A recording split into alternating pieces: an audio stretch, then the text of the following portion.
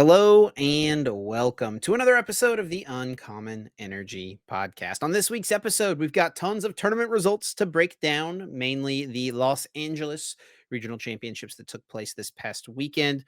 We're going to hit that pretty quickly and move on to the new format because there's a lot of exciting things happening. But before we do that, we will go over a few new cards that were revealed, some pretty interesting ones. New EX Pokemon, a new Ace Spec. Lots to talk about there. We will, of course, have Guess That Flavor Text, everyone's favorite segment of the podcast. And then we're going to talk about how Raging Bolt may be dominating the new format. NAIC might just be full of Raging Bolt Ogerpon mirrors. Is that the only deck we're going to see at the event? The new format. There's the Japan Championships tournament this weekend before NAIC the following weekend. So much happening in the world of Pokemon right now. And we're going to break it all down. And then we will, of course, have our Patreon exclusive bonus episode. If you're wanting to get a little bit of extra content from myself and Azul every single week, be sure to check out our Patreon for that weekly bonus episode, patreon.com/uncommon energy podcast. My name is Chippi, joined here as always by my friend and co-host, Azul GG. What's up, Azul? How we doing, buddy? How's your weekend been? Doing pretty good, Chip. Yeah, I was in LA for the regional championships. I didn't do great in the tournament overall. Placed I don't even know what I placed. I made day 2. 87th place. 87th. Okay, there we go. Yeah, played Control Zard. Didn't have too much time to put too much thought into this tournament at all. The new set had just come out. Was playing with that. The days leading up to the tournament, wasn't really thinking about the new format much after Stockholm. And yeah, we ended up going with just kind of a Controls Hard. Played one card different than towards the list from Stockholm. Just cut. I don't even know. What did we cut again? We cut something for a Manaphy. I forgot what we cut. Something for a Manaphy. Because Yeah, it Manaphy's was a pretty good big against Lost Box. discussion. Yeah. Oh, the Yeah, Thornton, the Manaphy's. Thornton. Yeah, we cut the Thornton. We cut the Thornton for the Manaphy. It's pretty good against Lost Box and Pao to have that protection from the Greninja. So well, with that, the deck felt good. It was fun to play. Like it's always fun to play Control. And like Control did really well at the tournament in general, right? So yeah, Control. It feels like not like there was like ever a fear of playing, but it feels like there's a lot more people who are like maybe it's just kind of because we're at the end of this format and everyone's a lot more comfortable with the format, or just have taken the time to play with Control in general. Yeah, because the more I think about it, maybe it's just not true. I was gonna say maybe it kind of feels like more people are just like, oh, I like more people are willing to just like play Control, and Control is like always when Control Dude, is good, it's always really really good. But yeah, I don't know. But there was like a decent amount of Control and like I guess Quadlax, like the combination of those two decks. There's a decent amount of both of them. yeah, 5, what, 6, 7, 8, 9, 10, 11 control slash quadlax in the top 32. That's a lot, man. That is a lot. That is a Maybe the lot. most we've has there been a times where we've seen more alternate win condition decks like that successful? I don't I don't know. think I mean, so. maybe like in some expanded tournament, right? The Yeah. very end in like 2019, 2020, before the pandemic and stuff, there was that last like Collinsville regionals, I think it was pretty bad. Oh, well, that was with, like, I guess, like, when Pidgey Control was probably rivaling those numbers, to be honest, at I don't Knoxville. think Pidgey Control was ever At that Knoxville? popular. Look at Knoxville, check Knoxville. Knoxville regionals? I don't think it was Yeah. close, Dude, I but we played against, can. like, 7 of them Okay. in that. Knoxville back in 2019. Azul Look at got them, there they top are. 4. Yeah, so Grant Manley and Isaiah Bradner got top 8. We had what, 1, 2, 3, Uh, 4 more in the top yeah, you're right, it 32. falls off pretty So fast. Really successful, yeah. maybe not that much. Yeah, I played against a ton of them, though. I played against so many of those things. Look at how Day much more 1 and day 2. narrow this meta looks like compared to the current meta. I mean, it's kinda crazy because it should've been way like, there's one good deck in that format, and it's Mew. And then there's, Okay. like and then Okay. the thing that made things weird was, like, Guardian, because, like, that matchup was tough even if you played the text for it. But yeah, like, the good deck was Mew, and I don't know, people playing anything else was kind of a little wild, to be honest. Yeah, except for control. I mean, that was a free matchup, so I don't know. It's still it's just yeah, the only good deck to play. But yeah, played Control or Zard Control, I don't know what you call it. It's more it's like we win through prize cards more often than not, to be honest. Yep. Or like while you're about to win with like once you like limit your opponent's resources enough through taking KOs or using Eries or whatever, your opponent basically just concedes. You don't It's actually kinda draw like prize somewhere cards or between deck them out. They just concede. it's Like, kinda like somewhere between a control deck and, like, a mid-range deck, right? yeah, there's a lot of things you can do. It's a really cool deck for sure. It was a ton of fun to play. So yeah, had a good weekend doing that. I'm excited to play some more of the new format because I really didn't play that much before I left for LA, and then also excited to play some more, and then also Japan Championships coming up. Going to be restreaming that as well on Friday and Saturday um, this week. So I'm excited for that. Chip, you also played in the event. You did not play the control deck with the rest of the I did crew. not. Went a little off the rails with. For anyone who maybe doesn't know, what'd you play? I played Maridon, yeah, and I didn't, like, tweet about it or anything like that, so I don't know if anyone really knows except people I talked to, at the tournament, but yeah, I did play at LA, didn't do the best, unfortunately. I did decide to play Maridon. It was actually kind of funny.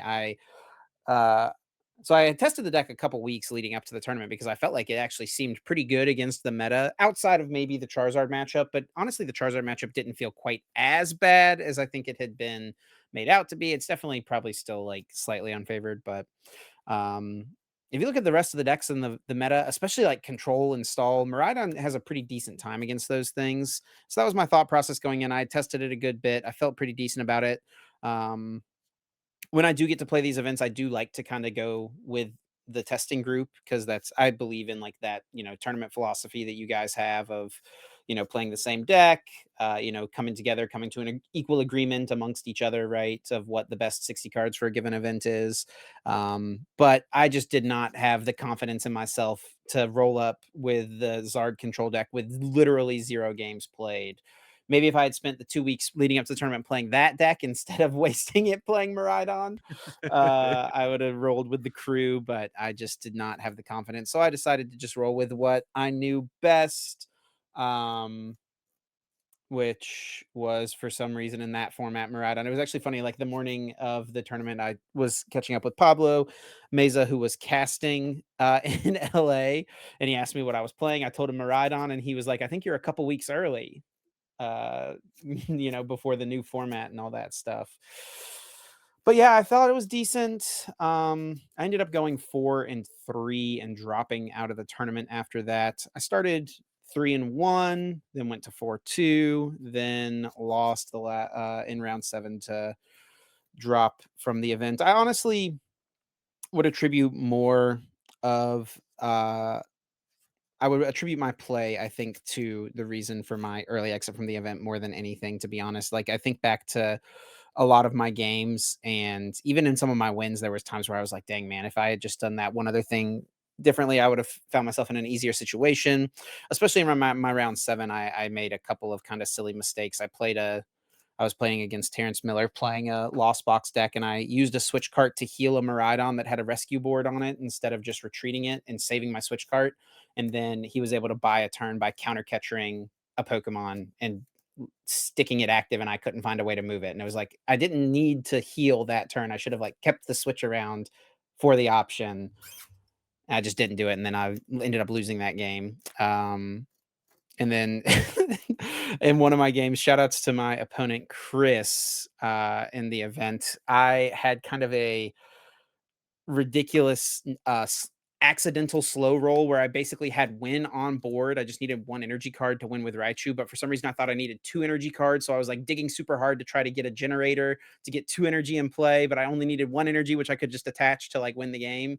And uh I was like attaching an energy card to like prep because I missed the generator, and I was like, okay, attach an energy, and I was like getting ready to like figure out what to do to set myself up to win the next turn. And he just was kind of like he kind of like made an audible noise, and it made me like think through the math. I was like, oh my gosh, I am so dumb. That was like genuinely embarrassing, to be honest. 'But yeah, I had some kind of silly things like that. So I don't know. My head just probably wasn't fully in it as much as it should have been. It's kind of funny, Uh, actually. Those are the kind of mistakes that I make. Like, yeah, it's kind of funny. Like like even in tournaments, sometimes those are the kind of mistakes that I'll just won't like. Maybe it's like honestly, that probably just comes down for like me personally, is like a lack of games with a specific deck because yeah. like generally. me and my group are kind of picking up a deck the night before. Like coming up with the game plan and what I want to do and then sequencing correctly, I feel like I can do all that at a higher caliber. But Yeah. then sometimes being like understanding like the flow of a matchup, it's like, okay, knockout with Raikou into knockout with Rhydon into 5 energy and play knockout with Raichu. Like that I come up with on like the fly. Like that I don't like Yeah. fully realize like the full numbers. Yeah. So those are the kind of mistakes that I actually make all the time. The math, But yeah, I was like feeling slowing down and pretty counting. down on myself, honestly. After round 1, I lost to a Gardevoir deck, and I was like, "Man, why am I even playing Miraidon if I'm just losing to a Gardevoir in the very first round of the like, if I'm not beating Gardevoir with this Iron Hands deck, like, what Yeah. am I even doing, man?" So I was pretty down on myself from that point on, to be honest. But But, yeah, that's still gotta had be a interesting. good tournament overall, had a lot of super nice opponents, so shout out to everyone I played. Um just didn't quite come together this time. I do think if you look at the top 8, I will say Miraidon on paper, in theory, has a decent enough matchup against those things, right? But I think so, yeah. I you mean, yeah, gotta you gotta get there for that to matter, you know? yeah. I don't know how it's control. I mean, your control Zard matchup has to be better than your Zard matchup, right? For sure, I would think so, yeah. You could even like go pick off their lone, especially up against like the list that Lucas and Bradner and them play. They only have one Charmander, so you can go pick it off. They have to have like a Thornton combo on the next turn to like make it work or whatever. So yeah, I guess the top half of the meta chip, you were prepared for it. You just had to My get up meta there. read was, I think, pretty decent. How good the deck was, how good my play was, might be a little questionable. I did have kind of a ridiculous, and I'm not trying to sit here and just spiel about my tournament, story, but I don't play that many tournaments, so like, yeah, I like to.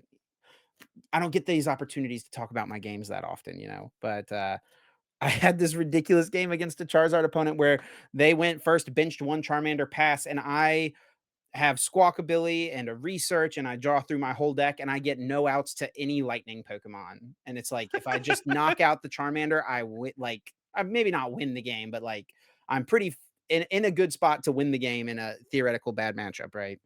Um, and it's just like I attached to Squawkabilly and passed or motivated or whatever. Like, it was bad. So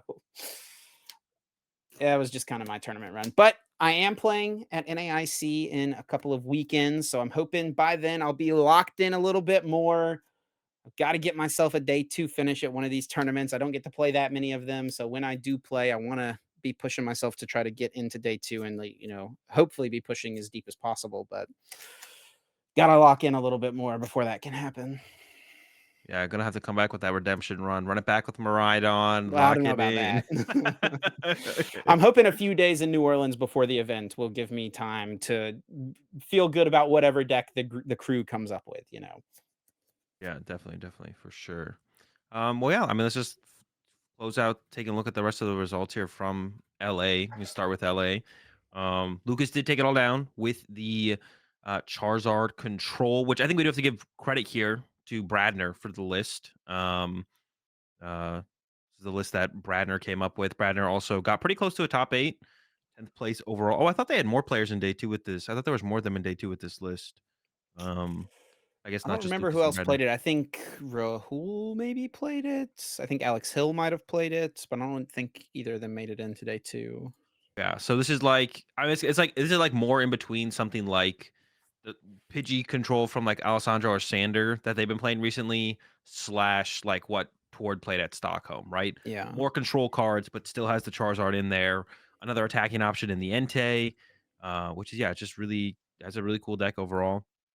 A lot of options, a lot for the biggest thing almost here is like Lucas and Brad are really good players. It's gonna be really hard to play against this kind of deck, right? That's gonna be like it's like the bigger deal is what the opponent has to actually do to be able to piece together a win condition against a deck like this because it has so many options, almost Yeah, like it's a better definitely. strength.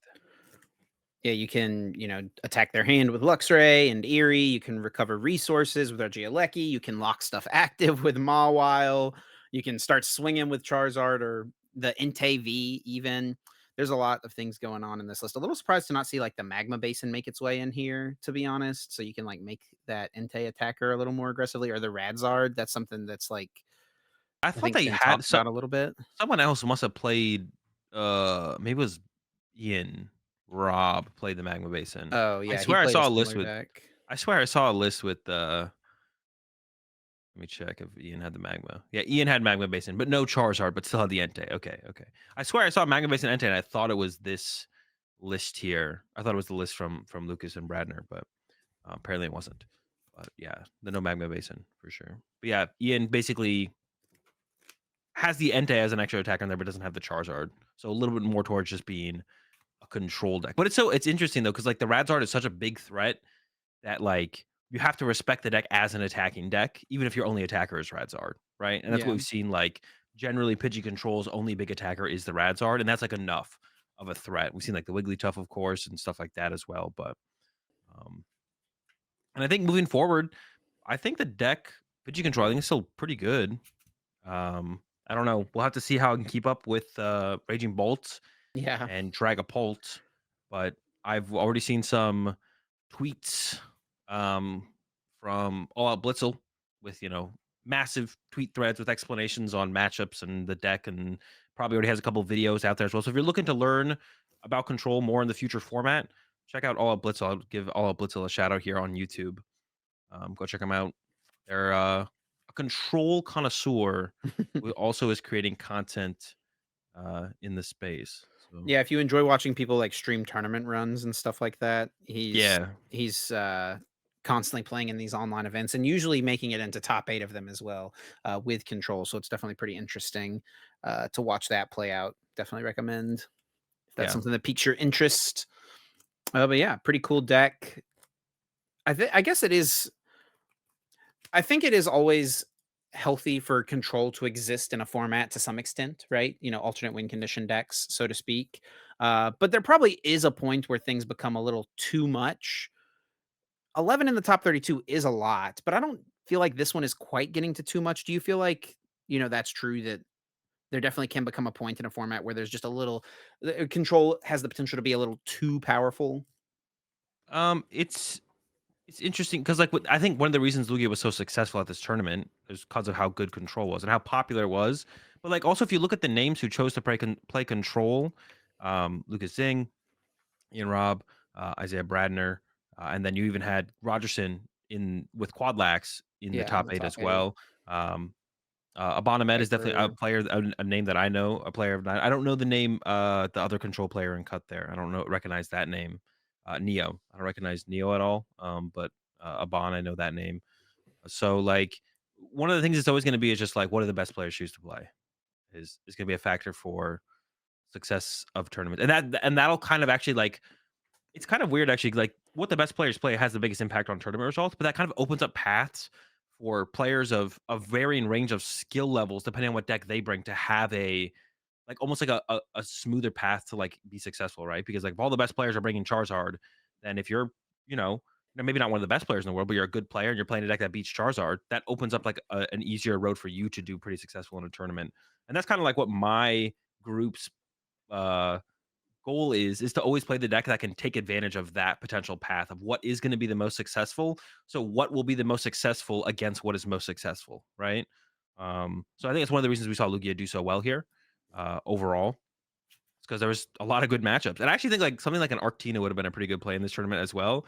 Sure. Because there were just so many cheesy decks. There was so much cheese in this tournament. It felt like overall, not like cheesy in like a bad way, but like everything felt like a little gimmicky. Like every deck that I played up against, I feel like felt a little gimmicky. So I feel like something just like straightforward and super consistent, like an Arctina, would have been like actually a pretty good play overall. I get what you're saying, where it's like, but it has to do mostly with how powerful the deck is versus just who's choosing to play the deck. If control is just like solid and all the good players play it, it's going to do very well. If control is like broken and it doesn't matter who plays it and it's going to do really well, that's where the problem comes in, right? Sure. I don't think we're currently there, and I think like current builds of control do have flaws. Like I said, like stuff like Arctina, you could play like something like an Arctina with 2 jet energy, and all of a sudden you're just like destroying control, right? They don't really have a chance. So it's just like kind of this end tournament here in the format, this end huge tournament in the format. It was just like Yeah. control wasn't enough on the radar that everyone was trying to like look out for it, right? So it just ended up doing really, really well. But it definitely could have been a read to have been like going out of your way to play a deck that like beats controlled decks in general. Yeah. And Lugia usually does pretty good against the control and the stall deck, so not super big of a surprise to see with control doing so well that a pair of Lugia were able to make it into the top 4 of the tournament, including Also, Eric got Brandon. ninth there as well with Yeah, yeah, the overall very Lugia. solid run from Lugia, and I think a lot of people were kinda keyed into, like, the idea that X seems good, so Y could see success, right? And that is what ended up Yeah, happening maybe. here. I saw Brandon actually on Twitter uh, he tweeted like all of his matchups throughout Swiss and top eight and all that stuff. Um, so he went 9-0 in Swiss day one, and then his only loss in the tournament was conceding a control into cut, like in round 13 or 14, whatever. So he went into top cut at 12-1-2, I think. Yeah, And in those 15 Swiss rounds, he played against 6 control and 1 stall. pretty good. Yeah, and that's So like if a pretty half good of your matchup. rounds are against something you just have a super good matchup against, that's gonna make for a good tournament run for sure. Definitely. And yeah, it did come up a little bit short in the finals, of course. Lucas did defeat Brandon in the end. And yeah, the big card there that like all the Zard builds of control are playing is that Hero's Cape, right? Like Quad Lax matchup really doesn't have a chance against Lugia. Some of the control decks don't really have a chance either. If you look at like Ian's list, I don't think Ian's list really has a chance against Lugia either. But something like the Zard with the Hero's Cape that can like put you just over the top Did you see to the end of game 3? win. Yeah, Iono into counter catcher off the Iono, right? Yeah, yeah, pretty wild Yeah. stuff. Pretty good odds to find it though, I would assume, because all It the Arvins, did. all the counter catchers. I don't know if there was a Luminian left in the deck, but Ultra Ball for Luminian was also an out. He did have that still as well, yeah, but his deck Yeah. was still kinda thick. He mentioned in his winner's interview that he didn't think his odds were, like, the highest, but it wasn't super low. Yeah, and it's cool to see, I guess, like, Lucas specifically get a dub. Lucas is a player 2 or 3 top 8s this season. Top 8 at NAIC last year. Definitely like I guess, like, an up and coming player for sure. I feel like this is maybe his breakout season, was his 2nd, 3rd year in Masters, I wanna say. Yeah. Um Hasn't been here in the Masters division too long. I'd say this is like his breakout season for sure. Did Yeah, he's okay last had I season. think this was his 7th top 32 or better finish, so, I mean, that's what, 7 cashes on the year, that's pretty good too, Yeah. Yeah. So definitely a player to look out for moving forward into coming seasons coming up. for sure. And then we did see Reagan Retzloff get top 4, sticking with the Chin Pao, not really much of a surprise there. I think, Is it like, the the same only 60? I'm actually curious. other Is it the same 60? I mean, yeah. Yes. Is that even a surprise, The you know? list grows.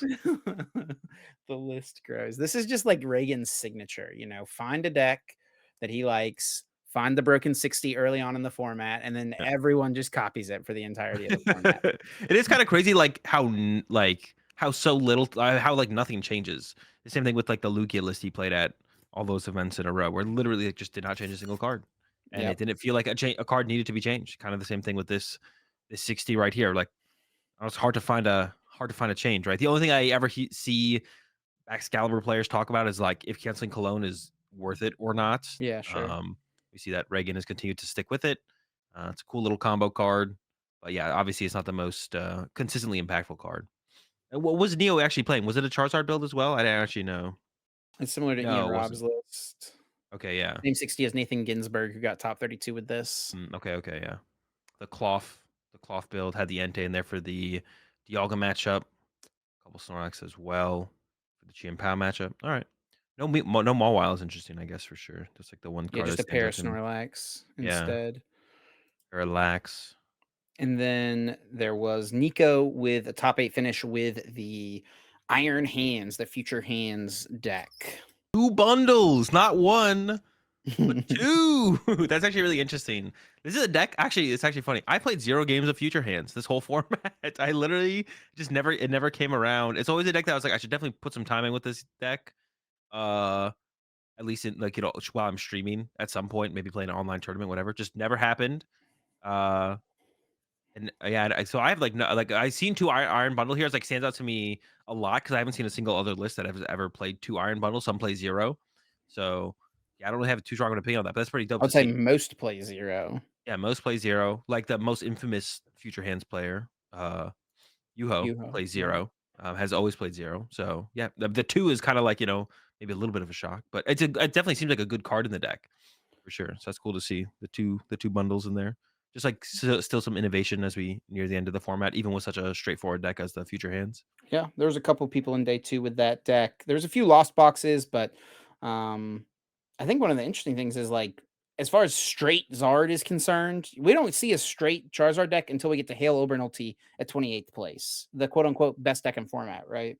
Yeah, why is Hale playing Charizard when there's so many different ways to play control? What is He he tweeted about it. He needed top 512 for his invite, so he played uh, it ultra safe. ultra safe. Just played normie Charizard. Yeah. And yeah, nothing too crazy. But went the Hero's Cape, which is interesting. Gotta throw a little control element in there, right? Yeah, I You got got the the hair Cape veil, the Mist, ear. Eerie. Yeah. No Yeah. Alecki, though, no Alecki. Yeah, not going too far with it. Just enough. Just enough. Well, there were a few other tournaments this weekend. I guess we could just at least hit the winners of each of these real quick. We don't want to spend too much time on this because it is like the old format, right? But there was the Philippines Championship, which is like basically their national Yeah. championships, right? And it was won by Charizard Pidgeot. I got that dub there, which no shock I think overall, right? Yeah, has the prime catcher. I think that's kind of the biggest question mark in these Zard And actually, lists. well, because you mentioned this to me, I didn't. In the Philippines, they only get 4 invites, right? Is that what you said to me? I think that is correct based on what I understand from I think we can pull up Wancho's Twitter real quick. He was tweeting about it because his uh That's that's just like so few yeah, invites. So wait, what system are they in? Are they TPC, they are part of TPCI? they are What? under TPC. They're under Okay, TPC. and they get four worlds Yeah. invites.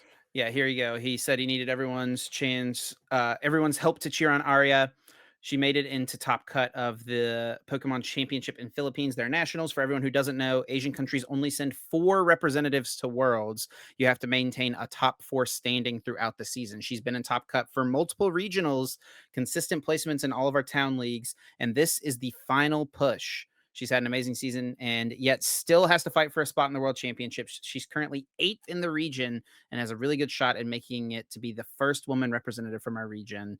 She did, unfortunately, Arya lose in top 8, so I don't believe is going to lock up that top 4 spot, but so close. Still a great season for sure. Lots of, top 16, top Yeah. 4, top 8 finishes. But yeah, it feels really bad to see, those finishes throughout a tournament season. Those tournaments have a lot of players at them, and it's just not quite enough. Oh yeah, like if that's like the system, like the old ELO systems that we used to have in America and stuff, where they took the top 40 players.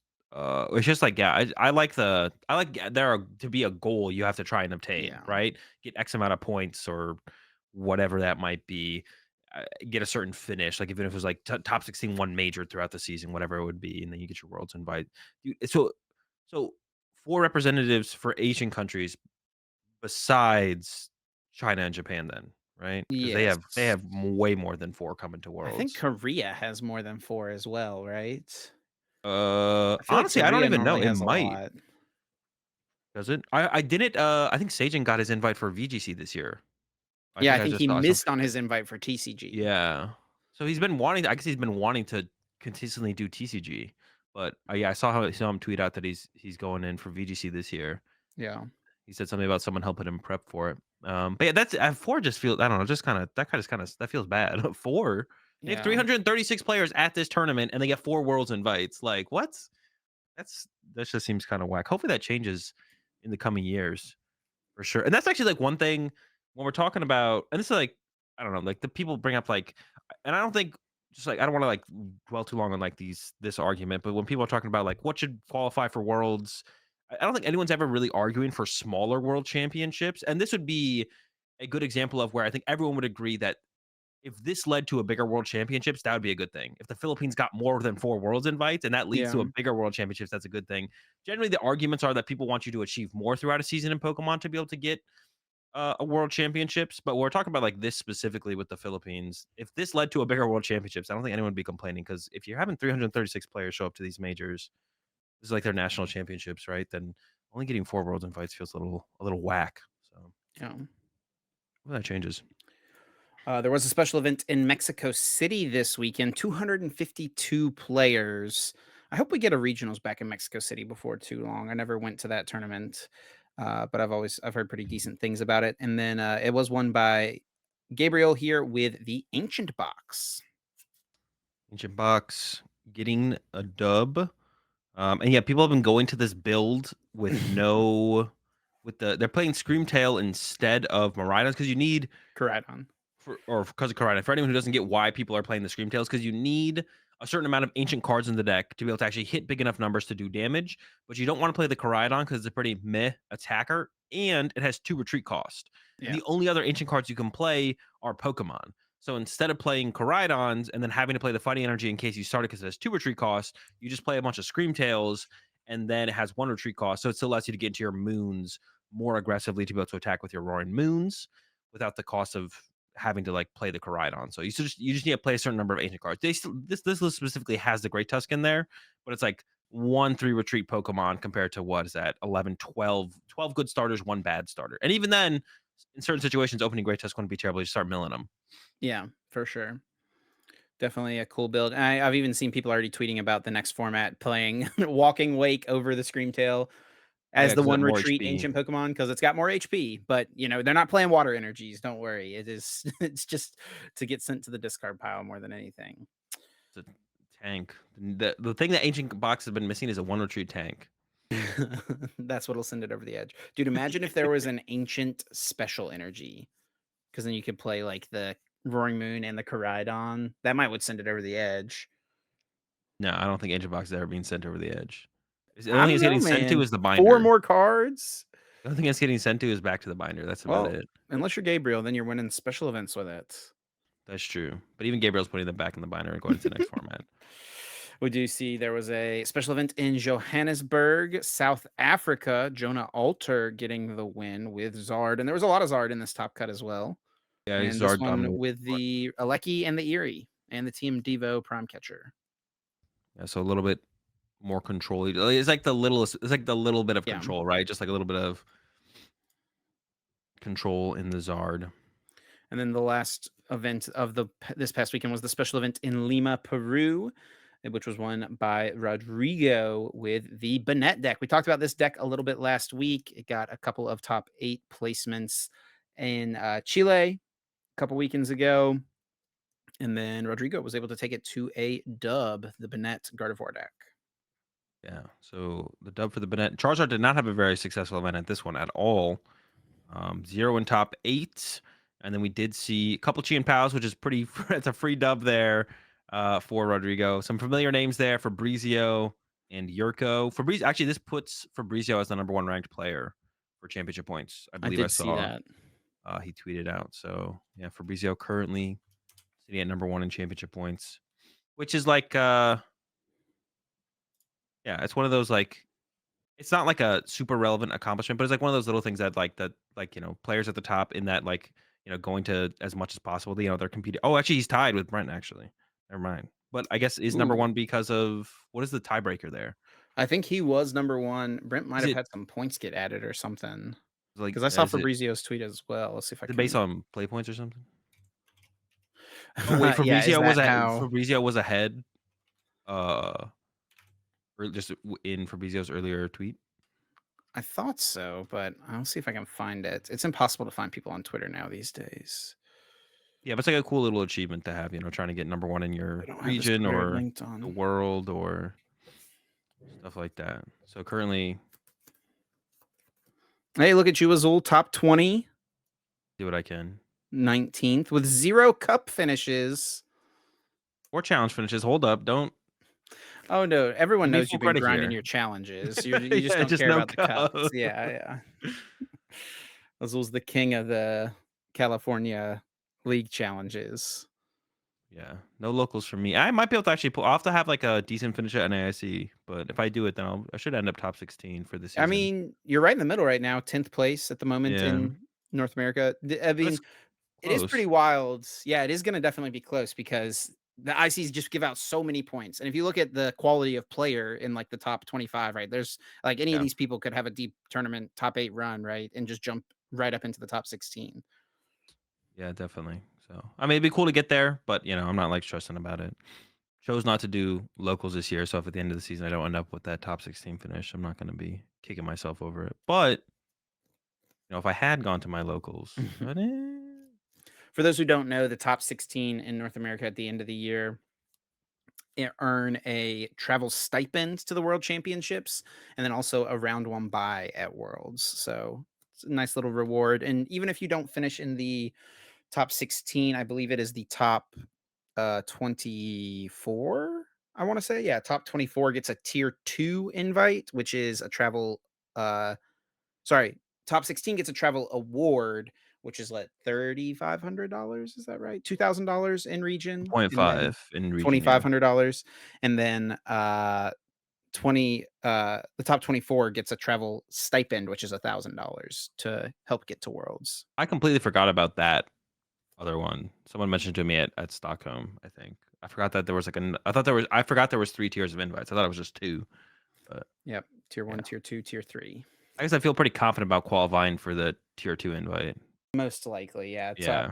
24th place right now is 901 points. I'm just gonna call it. That's free. That's locked in. I'm gonna get that no matter what. The question A yeah, I just free need grand in the if I pocket. just get a decent I mean, I plan to at least top 8 NAIC, so that should lock me in for the tier 1 invite. So, yeah. And then I get to flex that I got my tier 1 invite without going to any locals. Well, let's real quick recap our predictions from this past weekend's LA Regional Championships. Last week we Well, made a before few. we do that, Oh, go ahead. Go 'cause ahead. I made note of this just mentally, and I probably wouldn't have brought this up if I didn't come out successful for me, but for Santiago, we didn't quite have the full results, and we were predicted how many Charizard Oh, were gonna be in top 32. You guessed 5, I guessed 6, and coming in, at 29th place or with 20 within top 32, there was 6 exactly. So I just wanted to, like, put that out there. 6 uh, interesting. Charizards in top 32 at Santiago Regionals, which was my prediction. That's it. That's all I want to say. We can get to the Did someone tell LA you that, or prediction. did you go out of your way to check?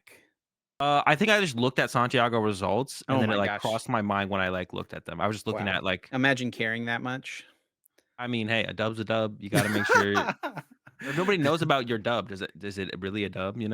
It's facts, So honestly. just gotta at least put it out there into Well, the we into do the have the world. results from Los Angeles, so we can figure out who had more correct predictions. Last week, we asked the question we've been asking all format: how many Zard would there be in the top 32? I think we both correctly predicted that it would be down this tournament. Yeah. You went with the 4, I went with the 5, and neither of us were right. Mm. It was just 3. Yeah. Well, yeah. I was gonna say, do we count Charizard Pidgeot control as Charizard? Because in that case, it's definitely like 6, but I don't think you do, I right? don't It's think not. so It's not either. Charizard.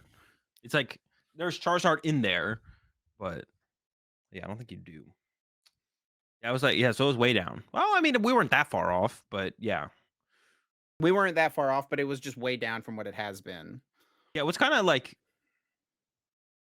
it's like this is the end of the format. Looking back on it, is Charizard the best deck in the format? I don't know. This control deck is kind of crazy, but the control deck I has so think many more flaws, right? I feel like this deck is so much more vulnerable to other decks that could have this deck risen is up against. vulnerable to prize cards. Yeah, where I feel like Charizard, if you look at Charizard, it's still maybe the least vulnerable deck at its power level in the format. So I think it's you can make an close. argument for Chien Pao as well being up there. Yeah, that's what I'm saying. Like Chien Pao, even or another one would be Lost Box. I think Lost Box has a good argument that Lost Box is like not like tier S, but like is it tier one alongside? Is it like Chien Pao, Lost Box, Charizard? Is that the tier one? Maybe Control gets in there as well, right? And maybe we Sure. we don't really have the tier S format that I kind of felt like we had at the beginning of the format, right? Possibly. Our other prediction: how many Buddy Poffin will there be in top 8? We did not do our work beforehand to double check this. So we got Oh, yeah, I 2, forgot 0 about in this one. Lugia. We got 4 in Chien Pao. That's 6. 0 in Lugia. 7, 8 in this control. 9. Just 1 in that control. 9. 0 in future hands. 0 and we're 0 in hoping. lax. 9. Sheesh. Wow. I guessed, what, 24 and you guessed 23? Oh, no, you As guessed the 24, I guessed 23, so neither of us even Yeah. close. I mean, Dude, the this no double the Charizard, double man. Lugia 4 control slash stall decks. Yeah, In that's the gonna be tough. hands. Yeah, no Poffins to be seen. And even if you look further down, none of these decks play a ton of Poffins either. The Dialgas play 1 or 2. I guess Golden Go. Golden Go's in there. That probably has 4 in there. But yeah, not many Poffins in those top performing decks here in LA. And then our last prediction was which will finish higher, Ancient or Future? And it was Future. And Chip, you guessed Future. I guessed Ancient. You know, I did have some faith in Ancient Box. If we were counting the other tournaments that happened on the weekend, Ancient did win over in Mexico, but we're not. I think it was just on LA. So How far down do you have to scroll to find an ancient box hold on, here? no, there was the Moon deck. I think you passed the Moon. Okay. Counted. Moon counted. There we go. Sure, sure, Right sure. there. It's in here somewhere.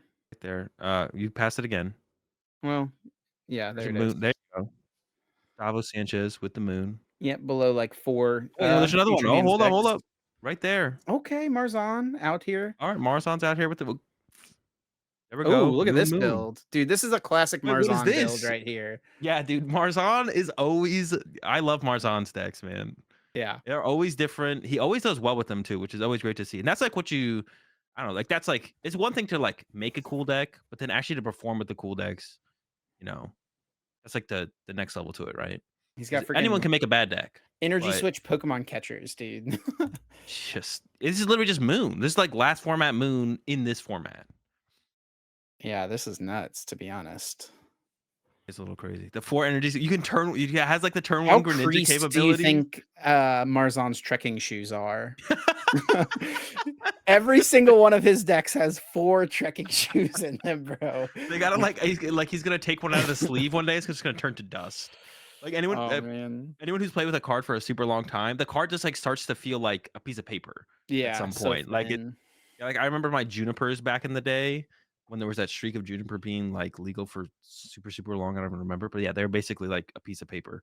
Dude, Um, my Shaman EXs were destroyed in that like 2016, 17 timeframe versus Seekers. yeah,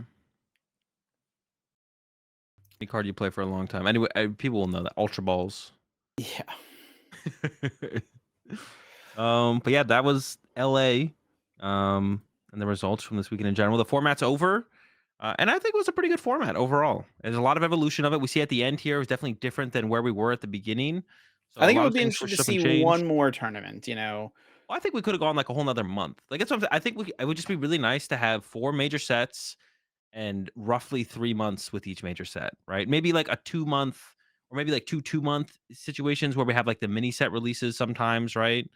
Especially with like we have like the set before Worlds isn't really a major set release, right? But that's gonna has to slot in there between the major set releases somewhere, but it's not gonna have as big of an impact because it's not a major set release. But yeah, I think this format running out for like another month wouldn't have gotten super boring. I think there was like still stuff to evolve around it.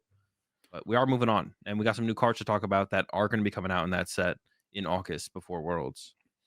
Yeah, so let's get right into it. First up, we've got a brand new Genesect. Also, real quick, shout outs to Tuan Lay for the translations over on Twitter. So this I'm Genesect pretty sure. here, Did we not talk about the Genesect last week? I I think don't we think talked about the so. Genesect. I I'm don't. almost positive we did. I could Nope, be. Maybe I we just talked didn't. about it. Are you sure? Yep, because this tweet was released on May 22nd, Okay. and All we right. posted the podcast at May 22nd. All right. You're all good. You're all good. I know. We've got Genesect here, 110 HP, metal type Pokemon with the ability Ace Canceller. If this Pokemon has a tool card attached to it, your opponent can't play any Ace Spec cards from their hand. Yeah. So we've seen this in the past. There was an old Spiritomb that said neither player could play any ace specs from their hand, whereas the Genesect is just limiting. Dude, are you sure we did not talk about this last week? Yeah. Genesect just limits your opponent, but it does need that tool card.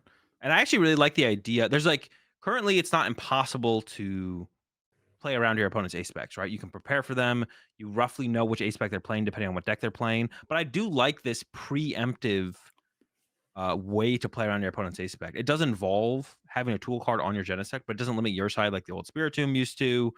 So yeah, I really like this card being in the format, being around while ace specs or alongside ace specs, like a way to just limit your opponent's access to their ace spec, like aggressively, Yeah, we'll preemptively. probably be best in some sort of control deck. I don't really think there's probably going to be much reason to play this in like an attacking deck more than likely, but you Shutting never down Prime know. Catcher, like shutting down your opponent's Prime. The big thing is the bench space, I think, Yeah, right? yeah, the bench space, the deck slot, right?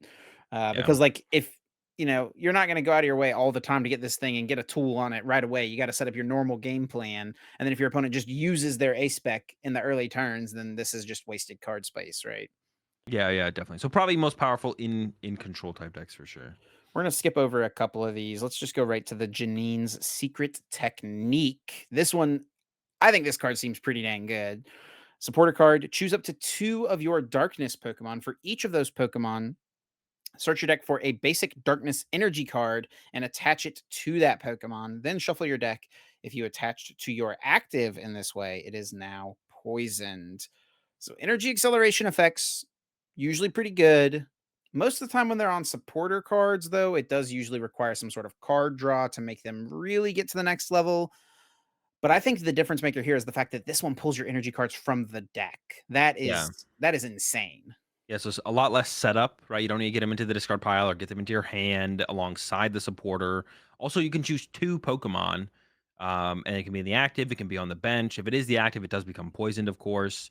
Um, and then yeah, you just get 2 energy, you put them into play. And I've been like predicting some kind of dark acceleration since we saw the loyal 3 non-EXs get revealed. Cause I was like, these cards just like aren't good unless we have some other form of dark energy acceleration Yeah. besides Dark Patch. And then we got the loyal 3 EXs, and I was like, all right, it has to be coming at some point because Dark Patch does not sustain these attacks. Like you cannot attack 3 or 4 times in a game with these loyal 3 EX Pokemon. You'll just lose after they KO your second Pokemon, and you would never even have a chance to win the game. But now here it is, Janine's secret technique, the energy acceleration I was expecting to come out, and it's definitely not going to be like a 4 of probably, but maybe like a 2 or maybe you do play 4. Maybe you Yeah, play, it's gotta be, man. The Okie I mean, you dokie only need to deck, play like if you have like 4 Dark Patch and you play this once or twice throughout a game, that's kind of probably all you need, right? That's enough. you gotta find it Um, though. That could be the difference maker. I guess we yeah, do have Luminion, right? You have to Luminion, think about if the Squawkabilly can combo for like playing it plus draw Pokegear. power. Yeah, maybe it is a 4 of. There's no other way to draw cards though, right? Like you could play. You'd have to play it alongside like Bibarel or I mean, you'll something, most probably play likely. Greninja because you play Dark Patch anyways, right? Yeah. Oh, you can maybe not play Greninja and then like your Dark Patches follow up Janine. Well, no, you want to like maybe attack turn 1 though, right? So you go like attach Dark Patch Janine's attack. Doesn't Okidogi's attack cost 2 energy? No, it costs 3. It If it does? costs Okay. 2, then all of a sudden you don't need this card and you can probably get away with just Dark Patch. Then Yeah. I have just been my predictions have been really bad because you just don't need Yeah, this it card is then. 3, it is 3, Yeah, it is okay. 3. I was pretty sure. So this was the missing piece. But it was kind of I think it was like in my eyes it was reasonably predictable because the deck could just not function on only Dark Patch for I mean, sure. it could just be Janine's secret technique plus attach plus energy switch. Yeah, I guess you could get Energy Switch involved as well. But Greninja and Dark Patch are just so powerful. It feels weird to not use it, especially when you have Well, like that's energy the switch seems a Pecharunt. little bit easier than dark patch to the bench plus get the bench Pokemon to But the yeah, active spot, right? Pecharunt EX just moves your Dark Pokemon around. It's true. It's Runt. true. Um, the only big thing with that was like some other form of draw power. You could play with B Barrel or Mew EX. Because when you're playing a supporter that's not drawing you cards in like a big basics deck, then you need some other form of draw power usually. Ninja might be enough, I guess. Got another one here. Nightly Stretcher. Choose one, put one Pokemon from your discard pile into your hand, or put one basic energy from your discard pile into your hand. Yeah, so I think when a lot of people saw this immediately, and I thought it too, I was like, "Oh, was that Rescue Stretcher?" Which I was hoping it wouldn't be, because I think Rescue Stretcher is too good of a card. I think that card was too powerful. For anyone who doesn't know what Rescue Stretcher did, you could choose one, put a Pokemon from your discard pile into your hand, or shuffle 3 Pokemon back into your deck, and it was just like a ridiculously flexible, powerful Pokemon recovery card. I think it's like this is the best Pokemon recovery card of all time. I'm Yeah, I pretty agree. sure. I think, and when you compare it to something like Super Rod, sure it doesn't recover energy, but it's still just way more powerful than Super Rod ever was. In like any format, like the flexibility of getting a lot of stuff back or just getting that one key card back immediately is just insane. The card was like always felt ridiculously powerful, and I think it was just too good. So glad to see they didn't just like reprint Rescue Stretcher because I think that would have been bad. But this card just seems worse than Super Rod because I feel like it's never. It's like obviously you can just get something immediately, but I feel like the extra resource recovery of something like Super Rod is just too good. But maybe this will work in some deck. Maybe this will find its place. It just seems like the energy recovery part of this is just like never going to get used. So it'd be like in situations where you play like a lot of situational Pokemon, and then it's like it's not worth you playing a Super Rod over just being able to recover that Pokemon immediately back. So maybe in something like a control deck, even like imagine being able to like immediately get back your Mawile or something, or your Mimikyu. Yeah. Um, maybe if it's there, Yeah, I think this card is very, like, okay. yeah, We do have a new EX here, the Kingdra EX, a stage 2 water type Pokemon, 310 HP, weak to lightning, 1 retreat. It's got the attack Royal Orders. Put up to 3 water Pokemon from your discard pile onto your bench. And then for 2 colorless, it's attack Hydro Pump, 50 plus 50 more damage for each water energy attached to this Pokemon. yes. I'm sure there's a lot of cool Pokemon to potentially get back, but the big one, of course, is going to be Baxcalibur because not only is it water energy acceleration, or energy acceleration directly combos with this thing's attack. Or I guess it does have to be water energy, doesn't it? Yeah. So I don't even know what else you'd get back with Royal Orders besides getting like 2 Baxcaliburs. You can put more Put it in so Kingdras far. in play. Get a Kingdra and 2 Baxcaliburs. We're good to Yeah, go, that seems right? Load pretty them up. good. Yeah, I feel like that's like probably that's like the immediate way to think about playing this deck. But I'm sure if you go through like all the stage 2 and stage 1 water Pokemon, there probably are some cheesy combos where you just don't even ever put Baxcalibur. You don't even play Baxcalibur, and you have some other cool combos to do with this. I don't know if it's better than just Kingdra Baxcalibur, and I don't know if Kingdra Baxcalibur is better than Chi and Pao Baxcalibur, Sure. because maybe that's just a better way to do it. But it definitely opens up some cool possibilities for sure. And then we do have a new A spec. We could honestly just skip this one, but we'll It's read an it. A spec. It is an A spec. Uh, The Go ahead. Dangerous Laser. Item card, and your opponent's active Pokemon is now burned and confused. Yeah. I thought it poisoned as well. It would make sense because it's no, it's just burned and confused. I thought it was poison as well, so I was like, "Oh, you at least do 30 damage." No, it's just burned. And That's it does 20 damage, and then there's a 50-50 chance that they heal it or, retreat. yeah. Um, yeah, this card seems pretty bad. We have, like, item tool cards that, like, do what this card does basically for the For most anyone part. who doesn't know, like, probably one of the most hated cards in the history of the game was Hypnotoxic Laser. This was an item card that was not an A spec.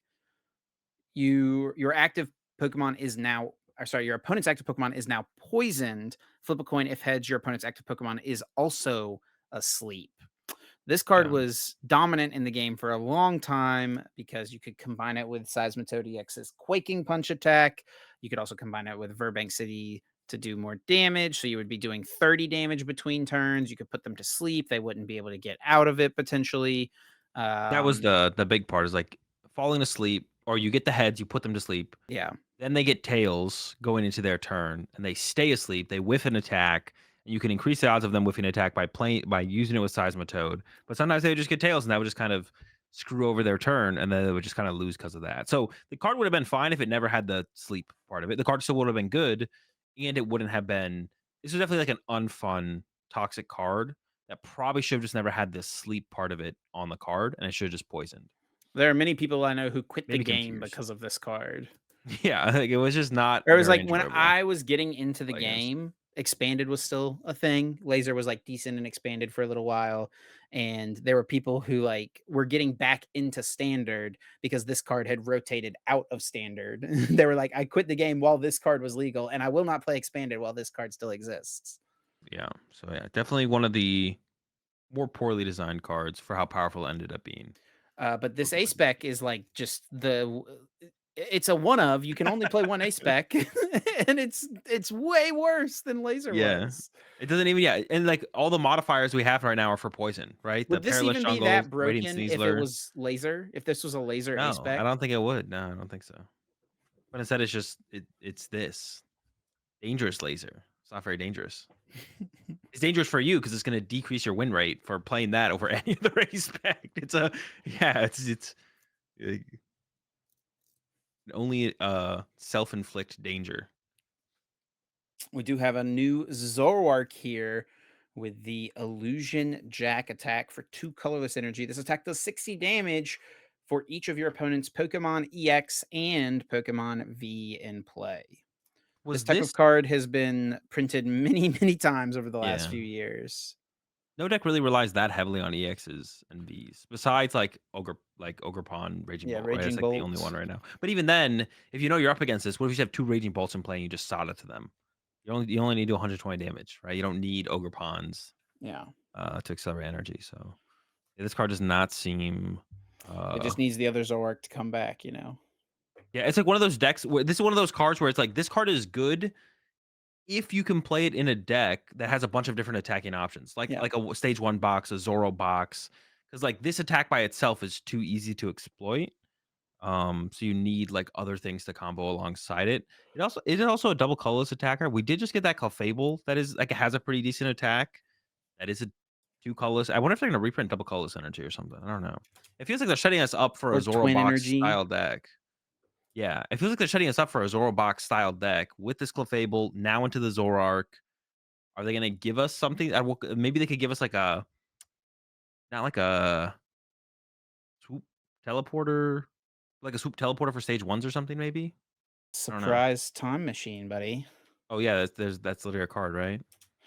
Yeah, but it was from it had to be something that evolved from the same basic. Choose one of your Oh, so it's like for evolved Pokemon, remove the evolutions. highest stage evolution card from it, shuffle it into your deck. If that Pokemon remains in play, search your deck for an evolution card that evolves from that Pokemon. So Yeah, this was used basically in one deck, and that was the Evolutions deck. so it kind of feels like they're setting us up for like a card like that. Um, we'll see though. We'll see if anything actually happens, or if it just is this Zoroark, which it's really tough to put stage ones in your deck like that Zoroark. So And then last one, I guess we'll just read real quick because we're here. Brand new Haxorus with the attack Axe down for a fighting energy. If your opponent's active Pokemon has any special energy attached, it is now knocked out. Anytime these like free one hit KO attacks exist, it's kind of one of those things that's worth remembering that it's a thing in the format, depending on what the meta looks like. Maybe there's some deck that's super dominant that uses all special energy, but right now, this card does not seem super strong.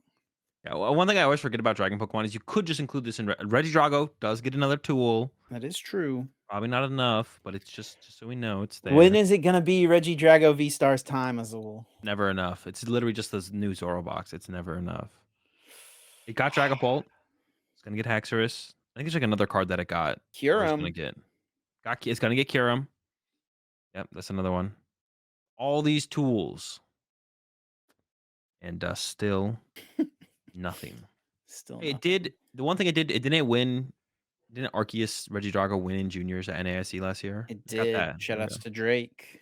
Yeah. So that's it got that. But yeah, it's always it definitely is just like the new Zoro box. Every new set, another piece. But it's never enough. Where the game heads and where the meta's at doesn't quite close it out. But yeah, that's all the new cards for this week. Yep, that is all the new cards. And we do have a new format to talk about. But before we do that, we've got to get to guess that flavor text. And before we do that, we've got to take a moment to thank our fantastic sponsor, Dragon Shield, for supporting us here at the Uncommon Energy Podcast. Dragon Shield, of course, makes some of the best card gaming and tabletop gaming products on the market. We love them for their sleeves. This weekend, I was happy to bust out some old school classic sleeves. They felt so nice all weekend long. And honestly, they still look brand new because I only played 7 rounds. So I'm probably just going to use them at NAIC again. And just run it back with them. I was rocking the matte yellows. Yeah, always using the mats personally. And yeah, you can always, as always, check them out, dragonshield.com. Link, of course, will be in the description. And you can use our code UEPOD. Yourself 5% off and support us directly here on the podcast. And with that all being said, it is now time to hop into Guess That Flavor Text, everyone's favorite segment of the cast, where each week Azul or I picks a card, reads the flavor text from it, and has the other host try to guess which Pokemon is featured on that card. We do, of course, keep score. I did not gain any points last week. Azul has gotten things pretty close. We are currently at 20-24. So there is a world where Azul could tie things up today. I'm pretty confident that's not going to happen, though. Of course, Azul could get 4 points, but more than likely he will have to use some lifelines, and for each lifeline he uses, he will lose the opportunity to earn one of those points, and those lifelines are what set the card is from, what stage the card is, and read an attack name. And that, yes, I do have a card picked out, Azul. Are you ready to hear it? I'm ready, Chip. Hit me with it. This Pokemon spins itself rapidly and charges into its opponents. Its top speed is just over 60 miles per hour. I mean, the first Pokemon that comes to mind is Spinda because it does spin. I'm trying to think of like other Pokemon that would ever spin. All right, go ahead and give me the flavor text one more time. I don't think I'm just gonna lock in. Wait, what Pokemon is Spinda? I know the name, but I can't visualize the Pokemon right now. Spinda. Spinda's like the little bear with all the spots all over it. What? What does it evolve into? It doesn't. Oh, I remember Spinda. Yeah, it's I'm definitely gonna not. show Azul a picture of what Spinda looks like. Oh, another one would be Hitmontop. Um. No lifelines? You do have some lifelines. Do you want to hear Yeah. the flavor text again? Yeah. Flavor text again, real fast. All right. This Pokemon spins itself rapidly and charges into its opponents. Its top speed is just over 60 miles per hour. Just sounds like Hitmontop, but I'm gonna go ahead and I guess what stage. But it hold up, it does sound like a basics flavor text as well, though. I don't know why that is, but I feel like, and I think you realize that we had this discussion before that like some flavor texts just sound like basic Pokemon. But let's go with what stage the card is. Let's lock that in. Some flavor texts do sound like basic Pokemon. This is not one of them, though, because this is a stage 1 Pokemon. Well, that makes things a lot more difficult. So, stage 1 Pokemon that spins. It could be like I'm trying to like. Ah, man, it's so hard for me to like visualize. Like, I can some Pokemon are like right there for me to visualize, but I can't quite like grasp them. And yeah, I guess I might have to use some more lifelines here. Then, all right. So, what set is the card from? It is from Twilight Masquerade. It's the newest set, right? That's That's a correct. spinning Pokemon, 60 miles per hour, Twilight Masquerade, or was it just under 60 miles an hour? Its top speed is just over 60 miles per hour. Or just over? Oh man, I am completely stuck on this one now. I was like super confident with like the Hitmontop. Not Now a I'm kind bad of guess, blanking. but Yeah. Hitmontop's a basic. All right, well, I guess we'll go with an attack name then. Use all the lifelines. Spinning attack. Oh, is it? Is there a Dawn fan in this set? Read me the flavor text one more time. This Pokemon spins itself rapidly and charges into its opponents. Its top speed is just over 60 miles per I don't. hour. I don't think there isn't a. I don't think there is a Dawn fan in this set. I guess somebody's gonna guess Dawn fan. Locking it in. Yeah, sure. Honestly, as well, a Dawn fan is a great guess. I don't think there's one in this set though, There right? is not one in this set. Yeah. What is it? This Pokemon does have one other attack, which is Poison Ring. That doesn't help me. And of course, Azul, it is Whirlipede. Oh yeah, of course. I would have never got Whirlipede. Listen, Yeah. dude, you were feeling a little too confident, closing the gap. I had to give you one that was going to be a little difficult. I was I on track thought though. I there had was a some. chance. Whirlipede, he's spinning. Yeah, He's but out nobody knows. here. Nobody, literally, everyone who's listening to the podcast just discovered this Pokemon for the first time. Like, no one has actually ever heard of this Pokemon before. I know it. I don't know why I know it, but I know it. But yeah, there's no chance that anyone else Can you listening to the name podcast right its knows. previous evolution or its final evolution? Well, I see Venipede on the screen now. The last one is it's not Centipede. It's freaking it's something. It's like a centipede though, right? Oh, Scolipede. Yeah. Scolipede.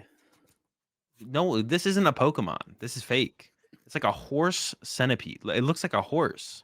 Scolipede is honestly a terrifying creature. It's a bumbling fool right there. What?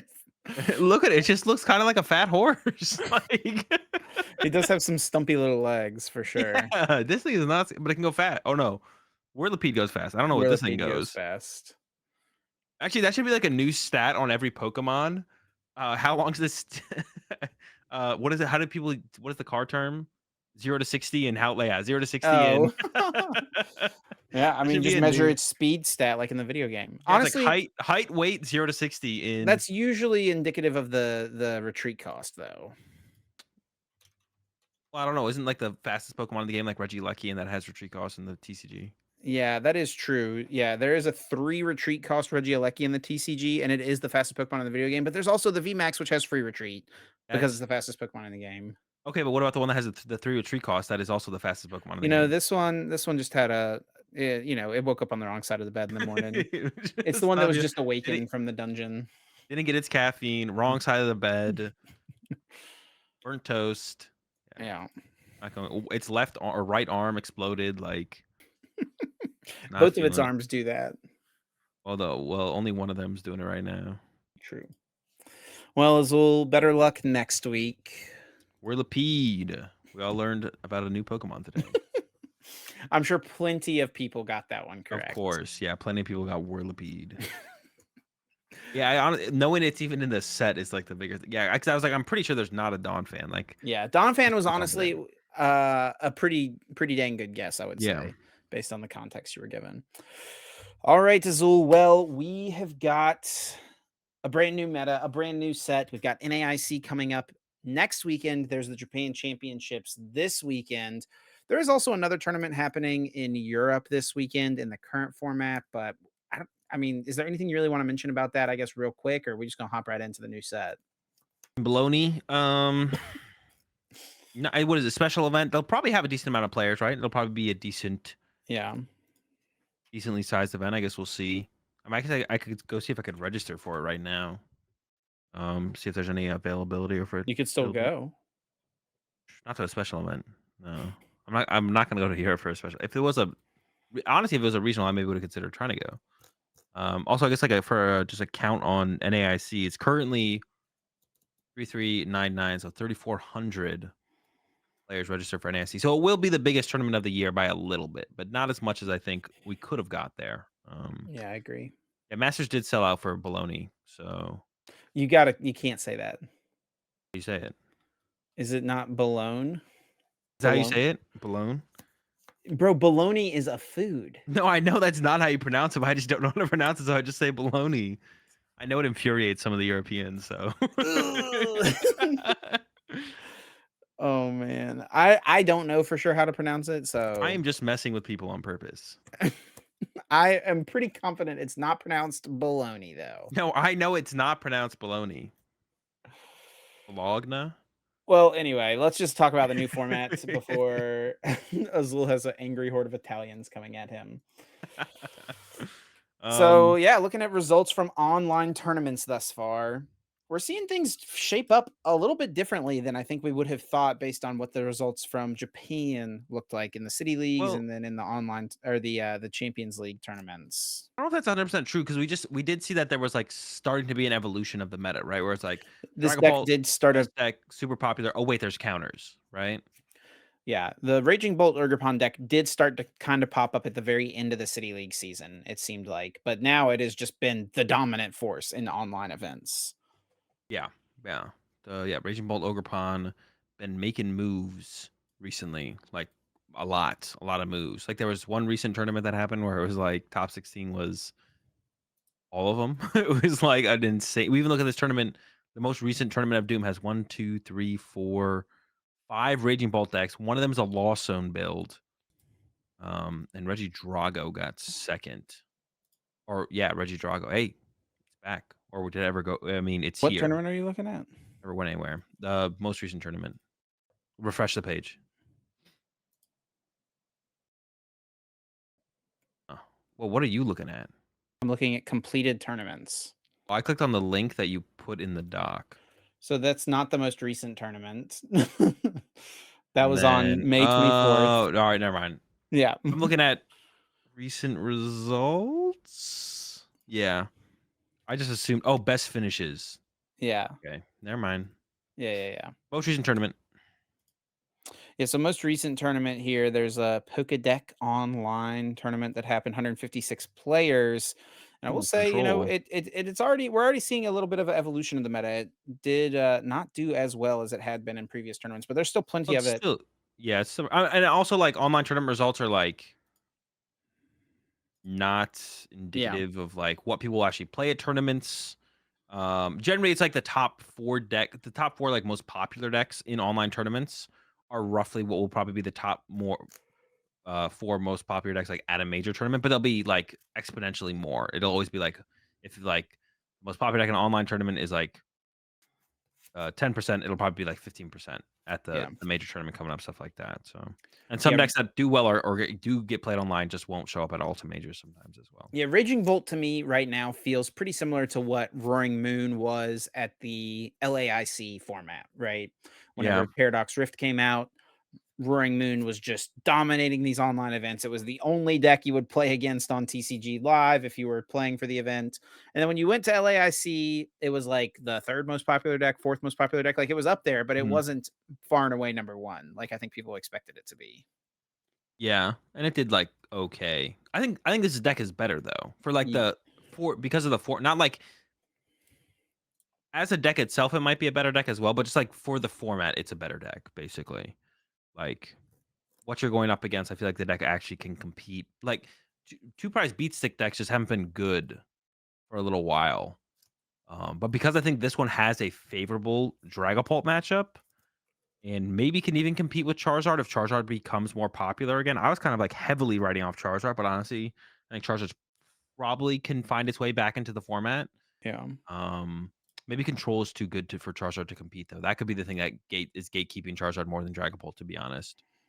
We'll have to wait and see. There's like a lot going on in this format though, for sure. I actually just kind of have no clue. I literally have like no clue. There's so much going on right now. It's kind of insane, which is like a good Yeah. thing.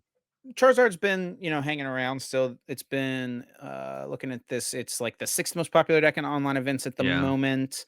This list is actually kind of interesting here with the Kiernan. Which effect, and then Yeah, also the plus 30 yeah. probably pretty big for like up against other big uh stage 2 EXs. An extra switch out against Snorlax deck or something like that as well. Mhm. Mhm. It's kind of cool. You can recover it with Pal Pad. This list has a Chi-Yu in it, which is pretty interesting. It's also got that brand new Jamming Tower. Is that It's your hard. plan against Quadlax or just Chi-Yu mill them? Yeah, maybe so, right? Yeah. What is the tower good against? The tower's good against, I mean, Bravery Charms, I guess, right? That's like one Yeah, thing. that's kind of the big thing, and it's like, as opposed to you getting a lost vacuum, like, this can stick and play for a couple turns. Yeah, I guess it's It kind of like matchup dependent for sure, right? Because against stuff like, I mean, even against like the it's good Raging against Bolt deck, Gardevoir, yeah, against Gardevoir definitely good, but against like Raging Bolt, you only need it to stick once, right? Because like sure. at that point they've drawn enough prize cards where they want to KO them. Gardevoir's been pretty popular. I think Gardevoir is the best user of Unfair Stamp right now.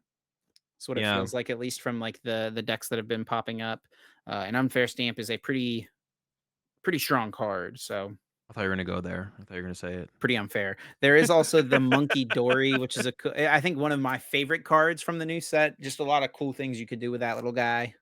Yeah, really good in Guardy. I've played some Gardevoir with the Monkey Door. It's super powerful in there.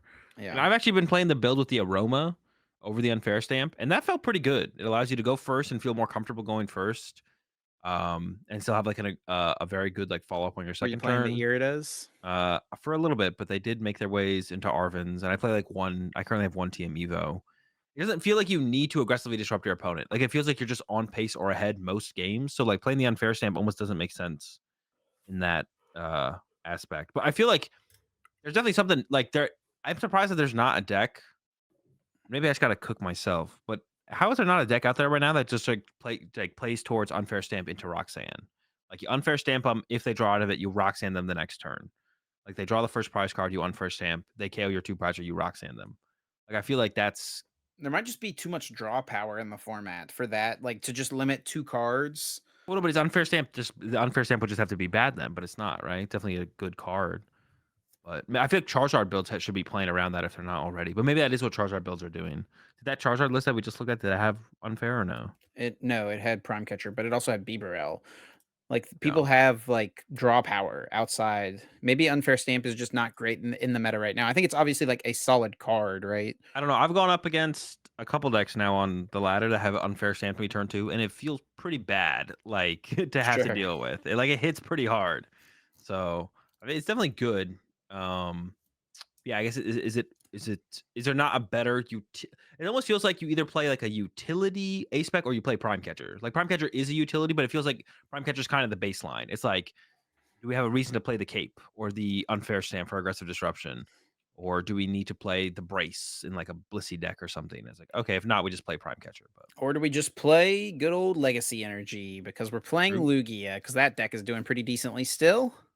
Yeah, got a little bit of the boost. Legacy energy gives you a ton of attacking options. Maybe the biggest thing is like putting your Luminian back in the deck. And then the Carmine is also going to be a big deal as well.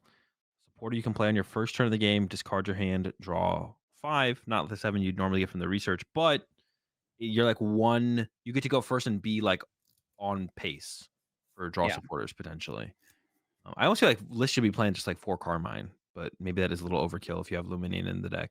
Yeah, you gotta think about it too, because like, I mean, in theory, you go first 50% of games, right? So Well, I don't 50% of know. your A lot of games, decks, it's just worse than it's research, what right? it's one of those things though where it's like, are we in a choose second? It's matchup based, right? Like, who, are we choosing second? Are they choosing second? It's always matchup based, right? Yeah, but like, would they choose first if they know we play 4 Carmine? But they don't know we play 4 Carmine, so they're going to choose second, and now we have 4 Carmine. I mean, if they go up against, No, I think most people going up against Lugia in general will choose to go first.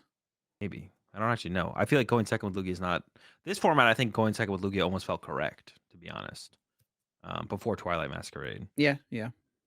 Because like turn 1, read the wind, you weren't getting like that pressured out by anything, call for family, stuff like that. Yeah, I don't But disagree. I don't know, it's Current definitely format, though, interesting. you can get hit by a turn 2 Dragapult, and that feels pretty bad. Does that deck do that though? 'Cause that feels Not like that this. often, not That that feels like the often. current sentiment about Dragapult is like the deck is just not consistent, which I guess is where we could talk about next. Yeah. Where is Dragapult? And I guess is the deck good? It's definitely is it though actually? What was the last time there was a deck that was like everyone thought was going to be good and like off the rip people played it, but it turns out it Dude, was just really inconsistent and was actually just bad. like every single set. What? But what was the deck? Name the deck. Like, I mean, I guess this one's a little while ago. Rayquaza VMAX sticks out. Raging Bolt in the last set, you Yeah, know. true, true. Those are 2. Uh, Roaring Moon in the previous format before Ross's list came out. Mhm.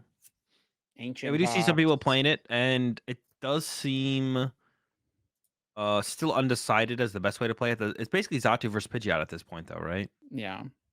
And it's either you try and get off that turn 1 attachment, maybe you have the backup of Mela versus the energy acceleration of Zatu. The thing about the Zatu though is like you play like 3 to 4 psychic energy. You can like draw, you know, 2 or 3 times with your Zatu. It's not like a consistent, constant flow of energy from the Zatu. It Yeah. kind of exists, and sometimes you get value. Control has still been kind of doing pretty decently. Looks pretty similar. A lot of people are playing the Great Tusk here. Just it's the highest HP basic Pokemon in the format, I guess, besides Blood Moon. Well, it also KOs the rats in Lugia Oh, with a true. Defiance Band. Okay. Yeah, sure. I saw All Blitzel put a tweet about that, talking about the Great Tusk in the deck. And this is like this seems to be like the I'll call it the all out Blitzel build. Like the all out Blitzel build is like basically like this right now, pretty similar to Sure. this. The Blood Moon Ursa Luna honestly is a crazy powerful card in control as well.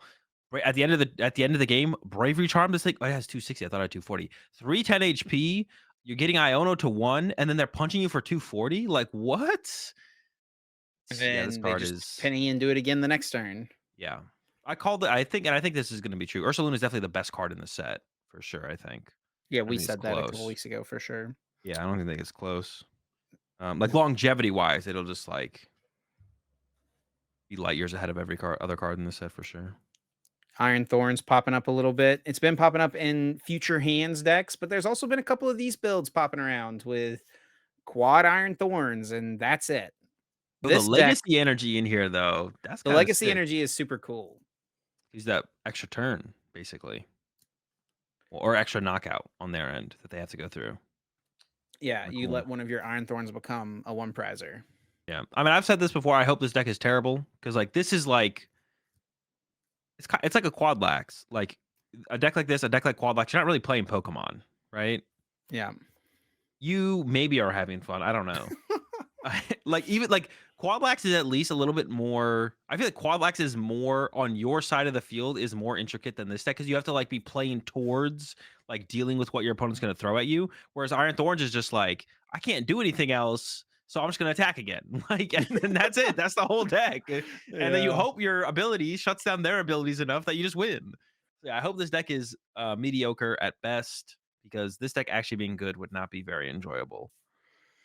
It'd be like the days of like you didn't play back then, but back when Durant was a deck in 2014 or whatever. I don't even. It was maybe after that, 2015 or 14, I 2012, think. I think. Was it 2012? Yeah, like Yeah. that deck. It's like you weren't playing Pokemon against the Durant player. It's like yeah, it's just basically not playing Pokemon. Kind of like Chinchino Mill.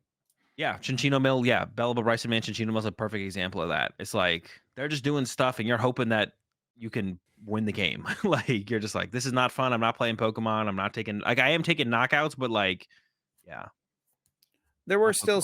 some, there's still some decks out there people are testing around with Iron Thorns that are not just, this terrible quad Iron Thorns deck. It's been popping up in these Hopefully future terrible. hands builds. I guess it's not really future hands anymore. It's future thorns. The future is now, Thorns. and it's all about the thorns. Still not a future box really though, right? There's no iron leaves. I guess you don't need the iron leaves anymore though, right? Yeah, it depends on if Charizard's popping up, and right now it's not super heavily. Yeah, definitely a deck you can like lose to. I think pretty be pretty comfortable with losing to it.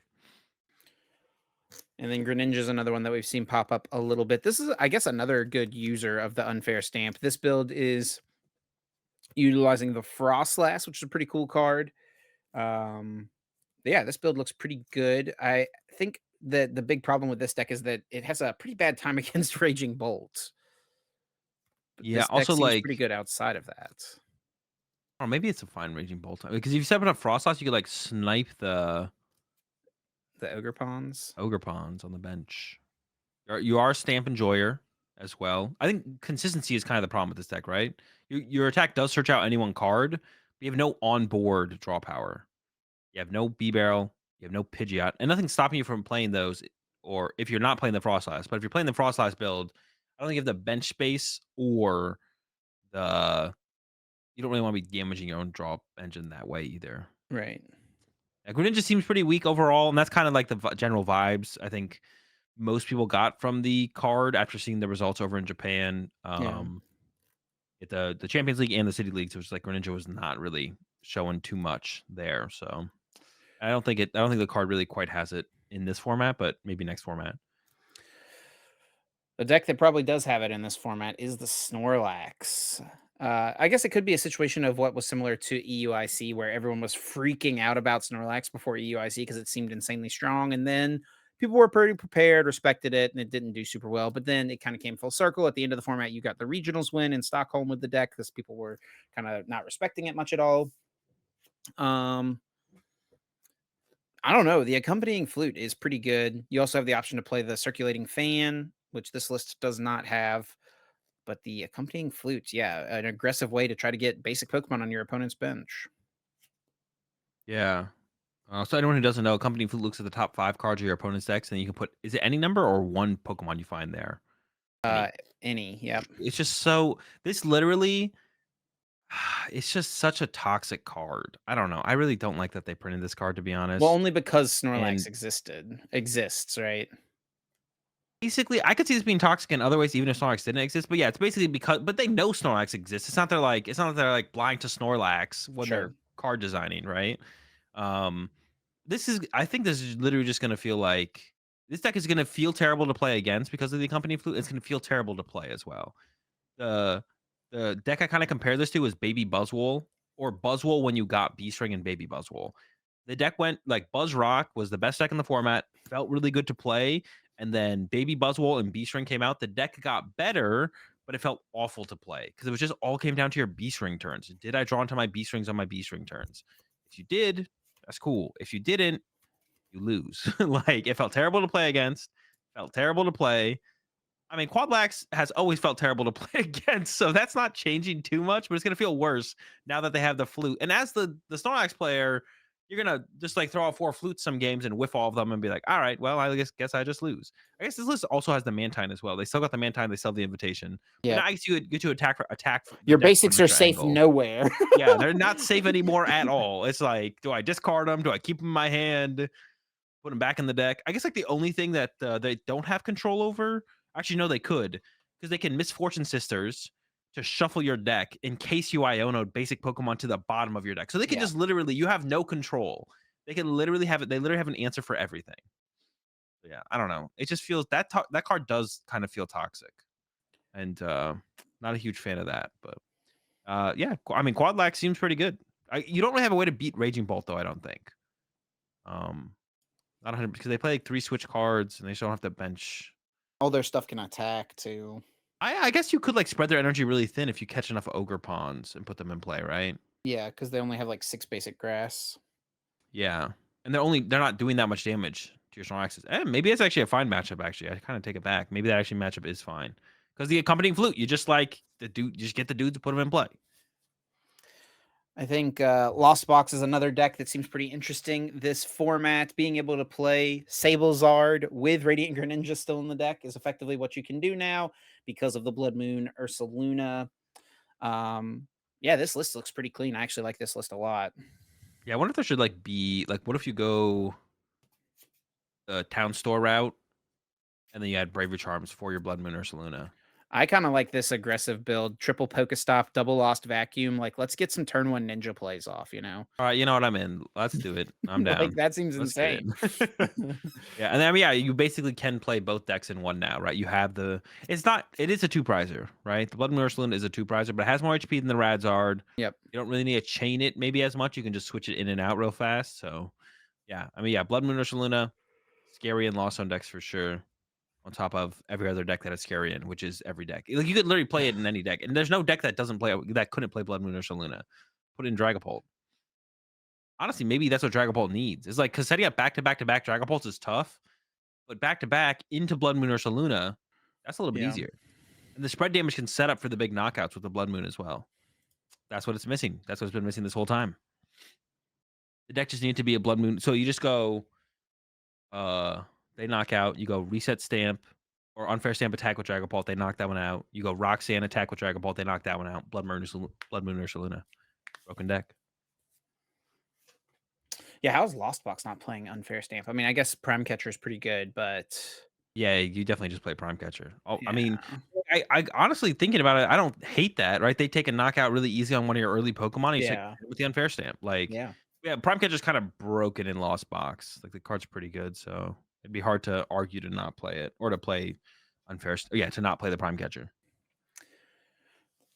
So, I mean, looking at some of these tournaments recently, I mean, there's just like a lot, right? There's nothing, the meta, I think, super quickly centralized around this Ogerpon Raging Bolt deck, but already just a couple days later, we're seeing that deck is far from unbeatable, right? I mean, Gardevoir, I think, has a pretty free matchup into that deck. Lost So Box what? is probably Yeah, pretty good into it, right? The Raging Bolt deck. yeah. And yeah, I mean, Dragapult's still like doing decently in a couple of these events. There's this Gouging Fire list. Gouging Fire has popped up a little bit here and there. This list is kind of interesting. What? There's a Monkey Dory in here. What? Hold on. Dude, people still have the Lucian in there, bro. Why? Dude, it's like I feel like there's an inside fire gouging, like there's an inside meme in like the fire gouging community. There's like this Gouging Fire.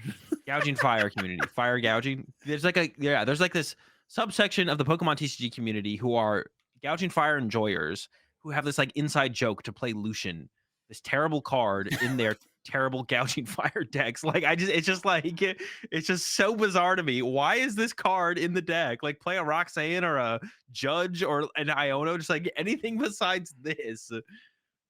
It's like maybe it is just like there's the 2 of in that list from Japan. And like people are slowly getting rid of it. Like we're down to 1. They're like, I don't use this 2 of that often. Let me just cut one of them. Yeah. I never find myself playing the Lucian. I'm gonna go to 1. I'm gonna go to 1 of the Lucian. And well, eventually the gouging fire mains will get down to 0. And then maybe we add an Iono back in. We're like, okay, we need a little bit of hand disruption. I feel like But it's just yeah, like an I inside think need. like there's little reason to play Gouging Fire over Raging Bolt right now, to be honest. Like it's kind of two decks that do the same thing, but Raging Catching Fire Bolt just is like a bit stronger. yeah, Catching Fire just it's kind of weird, but Catching Fire feels like it's more high maintenance with like the Magma Basin and everything, Right.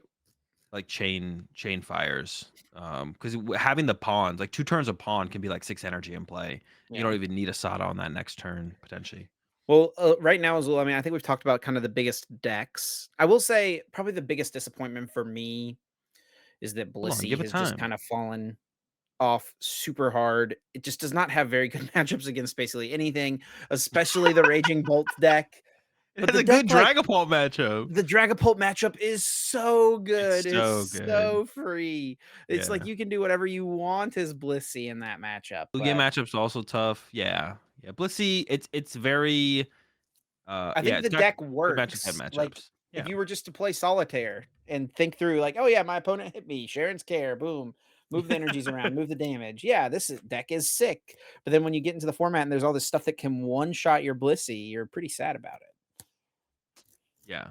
Definitely. Definitely not having a good time. So yeah, the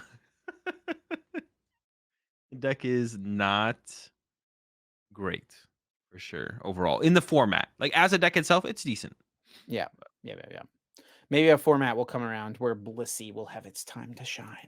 I mean, I think it could have like its quad lax moment, right? Just like the meta gets really narrow, it's all good Blissey matchups. Boom, it's go time, right? Just gotta look out for that correct moment to bring the Blissey out.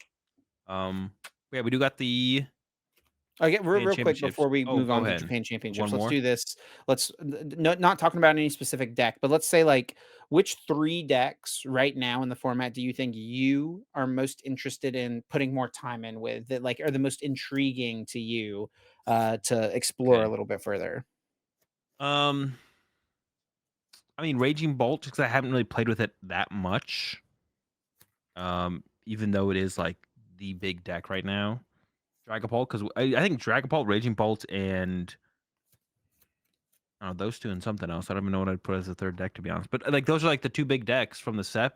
Um, Even though Raging Ball came out at last set because the Ogre Pawn edition. But yeah, I just haven't played with either of those decks, like, at all. So I'd say those 2.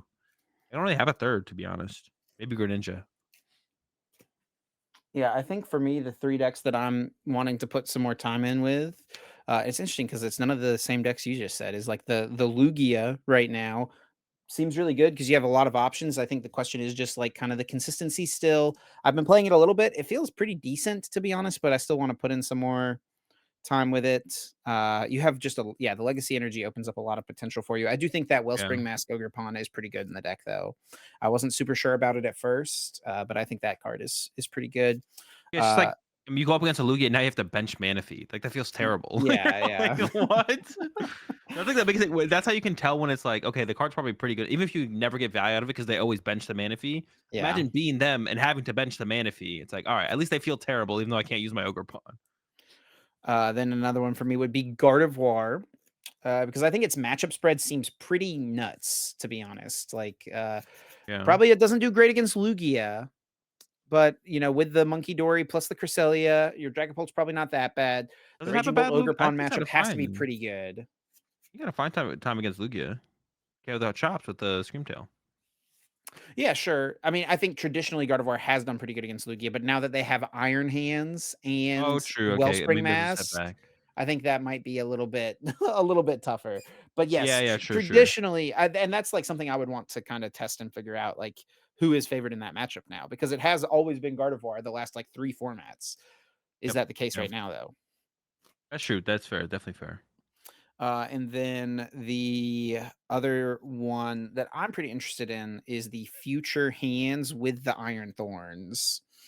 Because I think Iron Hands EX still seems pretty good against some things, and then Iron Thorns seems pretty good against the things that Iron Hands is not that good against. So put them in the same deck. They've meshed together with that future box element, right? It's not really a Mhm. box still, I guess, because they are just all lightning attackers pretty much. But I think that deck is worth putting some time in with as well.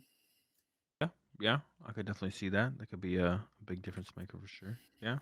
Yeah, I mean, still a lot of stuff to try and mess around with. I haven't played, like, with that much in the format like I'd mentioned previously. And there's even others like Reggie Drago, got some new friends. Even testing stuff like Dialga and Chien-Pao again, because where's Chien-Pao out? Chien-Pao fell off so hard, it feels like, It but did. is there really a reason for it to have? If so Dragapult was maybe the reason, but if Dragapult's not, like, that big of a deck,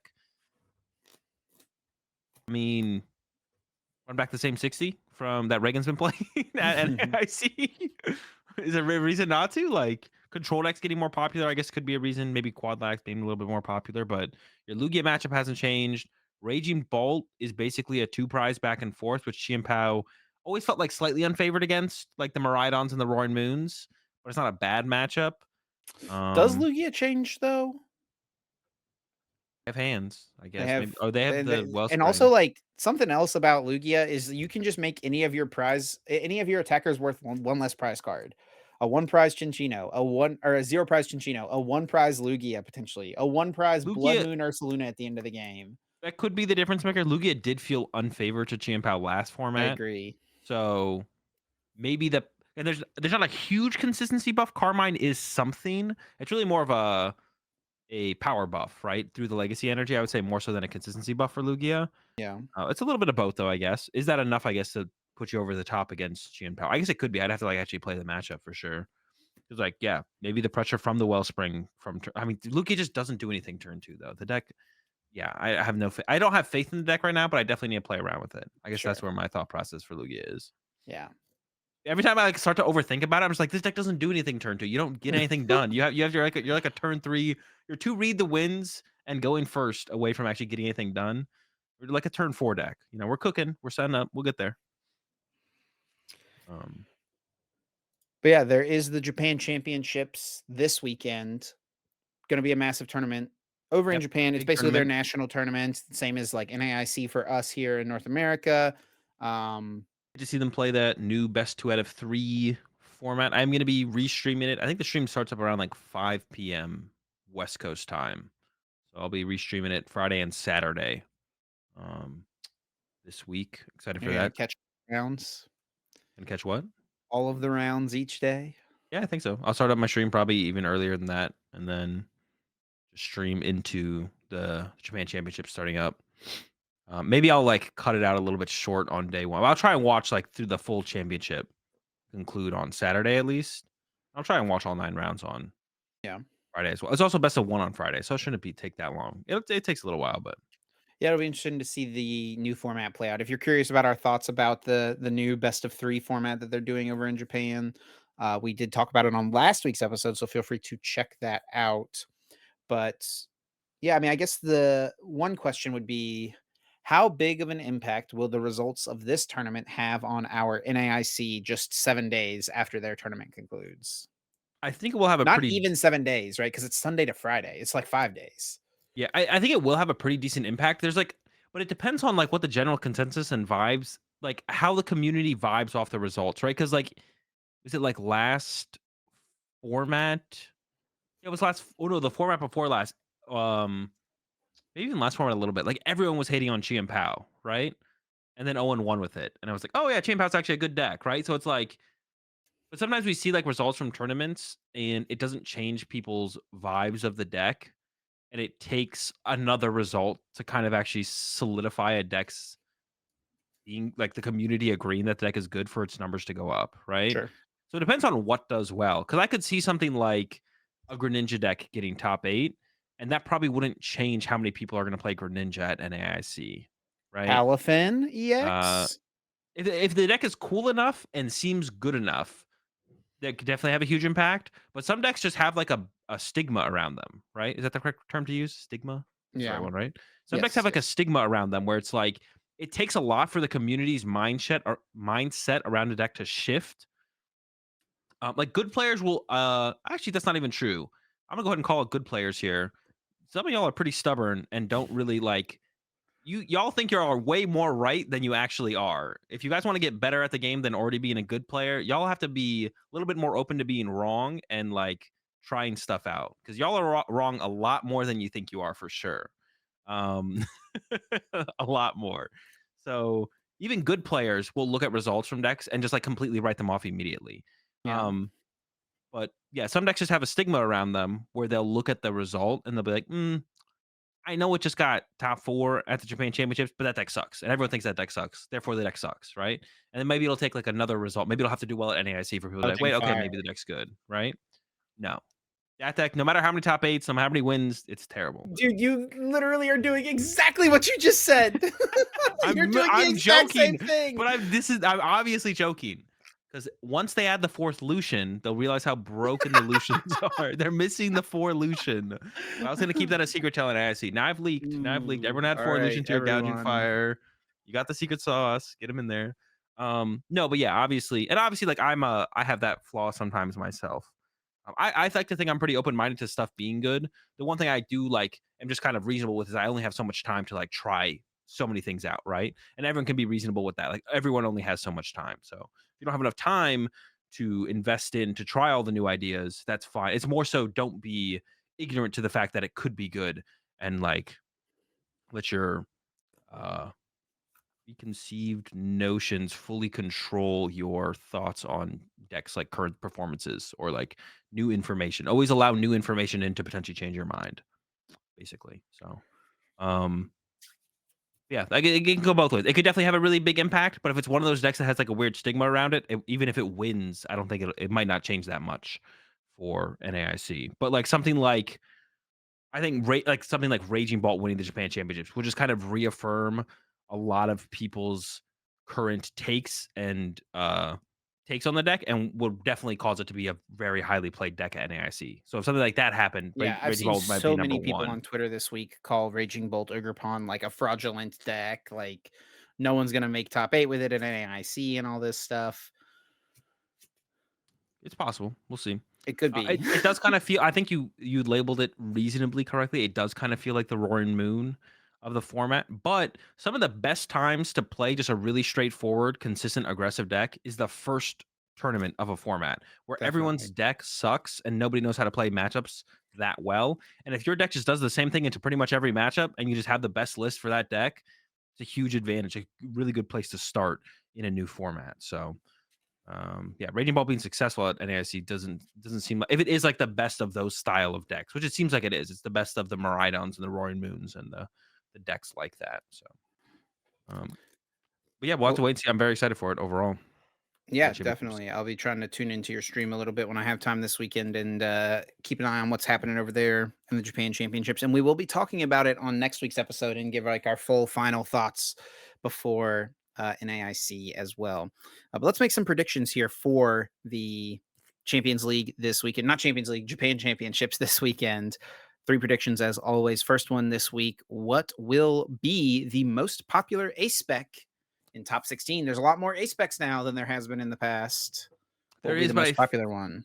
I feel like it's kind of been narrowed down to two, right? Prime Catcher and Unfair Stamp. I think those are the two, and I'm gonna go with the Unfair Stamp on this one. I think that card has a lot of potential. I was kind of talking about it a little bit earlier. I mean, Prime Catcher, of course, is the go-to, and you can't. And even all the decks that play Unfair Stamp, if they just played Prime Catchers instead, it wouldn't be bad. Like, right? It wouldn't feel bad to have a Prime Catcher. But I'm gonna go with the Unfair Stamp on this one. Yeah, I mean, I think it's A going to little be bit of the reach. widest spread of ace specs that we've seen from a top cut so far because I mean, it's so interesting to think about. Like when Prime Catcher first got revealed, we were all like, how would anyone ever play a card different than this? And I think you said at the time, like, let's wait and see what the rest of them do. Let's wait and see what the rest of them do. And then now it's like a lot of decks have good reasons to play other ones. The Unfair Stamp, the Legacy Energy, obviously, and the Lugia, Snorlax playing the Hero's Cape. Um, Yeah, the cape's in like the control deck still has the Hero's Cape as well, right? They're not even running the Unfair Stamp. I think the cape is, or are they running? No, they're not, right? They're still running the capes. yeah, Cape's too definitely. important. No, they are. Yeah, Yeah. yeah. So So I think it's going to be a pretty wide spread, but I do think that out of the top 16, it will still be Prime Catcher with like, maybe 5, 6 finishes in the top 16. yeah, I mean that's probably the safe bet, but safe doesn't always get you the dub. It's fair. So we'll It's see how that fair. goes. Another um, interesting one here. Will there be more Raging Bolt or Dragapult in the top 16 of the Japan Championship? So I think in Japan, that's kind of where the catalyst for Dragapult started. Towards the end of their City League format, we saw this Raging Bolt deck pop up. Obviously, it's been the talk of the internet the last 2 weeks since the set kind of has been out the last week or so. This deck seems really good. It's been, doing well in all these online tournaments, but even already we're seeing it fall off a little bit. I'm gonna say Dragapult for this one, Azul. Hmm. Yeah, I could see it. Um, man, but if I don't know, I wonder like what does the evolution of Raging Bolt look like? Is the deck just not that good overall, and its popularity is what's carrying its results in online tournaments, and theoretically that could carry it at the Japan Championships as well. 'Cause it doesn't feel like the Raging Bolt deck is in a spot where it's like, what are the counters and how far would people go to hard counter Raging Bolt from deck choice to tech options? Yeah, If the and deck what is even that hard good, counters it, right? yeah, I mean, it's playing stuff like Guardy, like you mentioned, right? Like Guardy seems like he's got a pretty good matchup. Um, yeah, it's hard to. I'm gonna go with the Raging Bolt. I'll say Raging, but there's more Raging Bolts than Dragapult in the top 16. Raging I, Bolt I for feel like I Azul. feel like Raging Ball has almost proved itself more than Dragapult. It's hard to say though, because like, can we really say that? And like from our because our perspective, the game is a little bit skewed because we don't play in Japan. But like, if you look at City League's results, like Dragapult just has by far the most wins, right? Yeah. So it could, yeah, it's maybe that's a little bit tough to say, right? But it does feel like in the evolution for where the meta is now, leading into the Japan Championships, it feels like Raging Ball is like almost the more solid deck of the two. It feels like yeah, Dragapult's been the most played, most successful deck in Japan, but it feels like it's the least solidified of the new archetypes. Like of how do you play it, the best way to play it. And I guess even from the results in Japan, they weren't really sure either. There was a lot of success with a bunch of different builds, right? So yeah, I'll go with the Raging Bolt. I guess another thought on the those decks overall though. And then finally, we did this last time for the Japan Champions League. This will be for the Japan Championships. Pick a deck to win. What deck will win the tournament? Um I can go first if you want me to, yeah, go ahead, lock it because in. I'm Lock it. locked in, buddy. It was an easy choice last time. It's an easy choice this time. Last time I predicted Master Ball would be the ace spec in the winning deck because I knew it was going to be Lugia. I was correct, and this time it'll be Legacy Energy Lugia taking the whole thing down. Lugia V Star winning the Japan Championships. Interesting choice there, Chip. I'm gonna go with Gardevoir, I think actually. I'm gonna go with Decent Guardy. choice as well, yeah. I think it's lined up pretty well. He got a good Dragapult matchup, got a good Ogerpon matchup. The Lugia matchup, now that we kind of like talked through it a little bit, does seem a little bit iffier though, to be honest. But most people are like bringing the Sinnoh. I think my final list of Gardevoir had an enhanced hammer in it because you can Yeah, Arven for it that to seems deal with pretty that legacy good. energy. So yeah, I'm gonna go with the with Gardevoir taking down the whole thing. It felt Dude, really good when I played it. honestly, being able to unfair stamp plus enhanced hammer away gift energy, that seems pretty good. Yeah. Also, yeah, that against Lugia is also gonna be a pretty good tool as well, right? Yeah, let's lock on the Gardevoir. All right, Azul locks in the Gardevoir. I've got the Lugia. We'll see who's right. Be sure to tune into Azul's stream this week if you want to catch all that action live. And then, yeah, be sure to listen to the episode next week because we're going to talk about the results and we'll also give our final thoughts on NAIC as we both are preparing to head down to compete in that big tournament. Azul, you got anything else you want to add before we get out of here this week and get into our bonus episode? No, I think that's it. Go ahead, send us out. All right. Well, thanks a bunch to everyone, as always, for listening and supporting us here at the Uncommon Energy podcast. If you do enjoy, be sure to leave us a like, a rating, a comment, a review, subscribe to the YouTube channel. All those things help us out a bunch. Easiest and fastest way to support what we're making here with the podcast. And if you want to stay up to date with us, you can do that by following us over on Twitter. The best place to do that, follow myself at Chip Ritchie, Azul at Azul underscore GG. You can also follow the podcast at uncommon underscore energy. Yeah, appreciate the support as always. Good luck to everyone playing in the Japan Championships and the Bologna special event this weekend. And catch y'all next week, Wednesdays, 7 a.m. Eastern.